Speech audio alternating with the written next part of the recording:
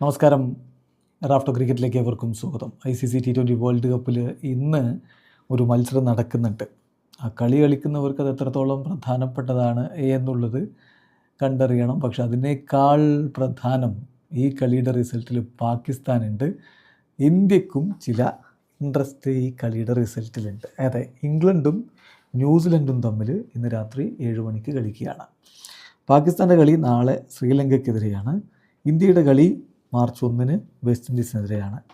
അപ്പോൾ പാകിസ്ഥാനെ സംബന്ധിച്ചിടത്തോളം ഇന്നത്തെ കളിയിൽ ന്യൂസിലാൻഡ് തോൽക്കണം, എന്നിട്ട് നല്ലൊരു റിസൾട്ട് ഉണ്ടാക്കി ശ്രീലങ്കയെ തോൽപ്പിക്കണം. കമ്പൈൻഡ് ഒരു 70 റൺസ് മാർജിൻ കവർ ചെയ്തെങ്കിലേ അവരുടെ ആ ഒരു നെറ്റ് റൺ റേറ്റിൻ്റെ നെഗറ്റിവിറ്റി മാറ്റിയെടുത്ത് മുന്നോട്ട് പോകാൻ പറ്റുകയുള്ളൂ. അപ്പോൾ ന്യൂസിലാൻഡ് തോൽക്കണേ എന്ന പ്രാർത്ഥനയോടെ പാകിസ്ഥാൻകാർ കാത്തിരിക്കുന്ന ഒരു മത്സരം ഇംഗ്ലണ്ട് വേഴ്സസ് ന്യൂസിലാൻഡ്. ഇന്ത്യക്ക് എന്താ അപ്പോൾ ഇതിൽ ഇത്ര വലിയ ഇൻട്രസ്റ്റ് എന്ന് ചോദിച്ചാൽ, ഇന്നത്തെ കളിയിൽ ജയിക്കുന്ന ടീമിനെതിരെയായിരിക്കും ഇന്ത്യ വെസ്റ്റ് ഇൻഡീസിനെ തോൽപ്പിച്ച സെമി ഫൈനൽ കളിക്കേണ്ടി വരിക.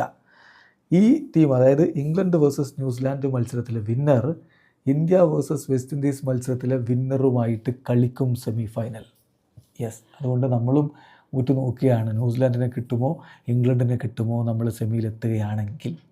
അപ്പോൾ ഇന്ത്യക്കും ഇൻട്രസ്റ്റിംഗ് ആയിട്ടുള്ള മാച്ചാണ്. ഏതായാലും ഇന്നത്തെ മത്സരത്തിലേക്ക് വരുമ്പോൾ ഇംഗ്ലണ്ടിൻ്റെ ഒരു കാര്യം നമുക്കറിയാമല്ലോ, വിന്നിങ് അഗ്ലി എന്നുള്ളതാണ് അവരുടെ പോളിസിന്ന് തോന്നുന്നു.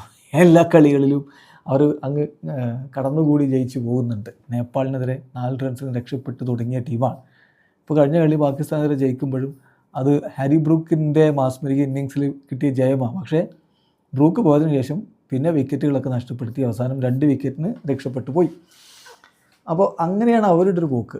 ന്യൂസിലാൻഡ് ഇപ്പോൾ നല്ല രൂപത്തിൽ മുന്നോട്ട് പോകുന്നു. ശ്രീലങ്കയെ തീർത്തുകൊണ്ടാണ് അവർ വരുന്നത് എന്ന കാര്യം കൂടി ശ്രദ്ധിക്കണം. ന്യൂസിലാൻഡ് 61 റൺസിൻ്റെ വിജയമാണ് ശ്രീലങ്കയ്ക്ക് മേൽ നേടിയിരുന്നത്. ഏതായാലും ഇംഗ്ലണ്ടിൻ്റെ 11 മാറ്റങ്ങൾ ഉണ്ടാകുമോ എന്നൊരു ചോദ്യമുണ്ട്. വിന്നിംഗ് ഫോർമുലയിൽ വലിയ മാറ്റം വരുത്താൻ അവരങ്ങനെ തയ്യാറാവില്ല. ഇപ്പോൾ തുടർച്ചയായിട്ട് 5 മത്സരങ്ങളിൽ അവർ സെയിം 11 കൊണ്ടാണ് ഇറങ്ങുന്നത്.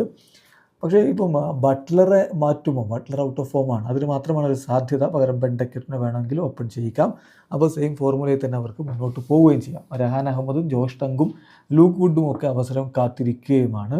എന്തായാലും ബെഞ്ച് സ്ട്രെങ്ത്തൊക്കെ അവിടെ ഉണ്ടെങ്കിലും വലിയ മാറ്റങ്ങളിലേക്ക് ഇംഗ്ലണ്ട് പോകില്ല എന്നാണ് പ്രതീക്ഷിക്കുന്നത്. ഇംഗ്ലണ്ടിൽ ഒരു പ്രോബ്ലം നോക്കുകയാണെങ്കിൽ Phil Salt, Jos Buttler, Harry Brook, Jacob Bethell, Tom Banton, Sam Curran, Will Jacks, Jamie Overton, Liam Dawson, Jofra Archer, Adil Rashid. ഇതാണ് നമ്മൾ പ്രതീക്ഷിക്കുന്നത് ഇംഗ്ലണ്ടിൻ്റെ 11.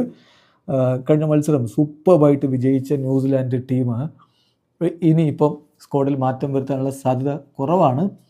മേ ബി ജിമ്മി നീഷം വന്നേക്കാം. ആ ഒരു കണ്ടീഷൻസ് കൂടുതൽ സീം ഓപ്ഷൻ ആവശ്യപ്പെടുന്നുണ്ടെങ്കിൽ ജിമ്മി നീഷം വന്നേക്കാം എന്ന് മാത്രം, അതിനുള്ള സാധ്യത കുറവാണ്. അപ്പോൾ നമ്മൾ നോക്കുകയാണ് എന്തൊക്കെയാണ് അവരുടെ സ്ക്വാഡിൽ ആരൊക്കെയാണ് ഉണ്ടാവുക എന്നുള്ളത്.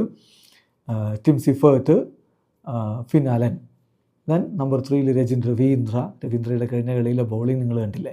Then Glenn Phillips, Daryl Mitchell, Mark Chapman, Mitchell Santner, Cole McConchie, Matt Henry, Ish Sodhi, ലൊക്കി Ferguson. ഇതാണ് നമ്മൾ പ്രതീക്ഷിക്കുന്നത്. എന്തായാലും മികച്ചൊരു പോരാട്ടം നടക്കുമെന്ന പ്രതീക്ഷയോടുകൂടി കാത്തിരിക്കാം. വീഡിയോ അവസാനിക്കുന്ന ക്രിക്കറ്റ് ലോകത്തെ കൂടുതൽ വിശേഷങ്ങളുമായി റാഫ്റ്റോക്സിൽ എത്താം.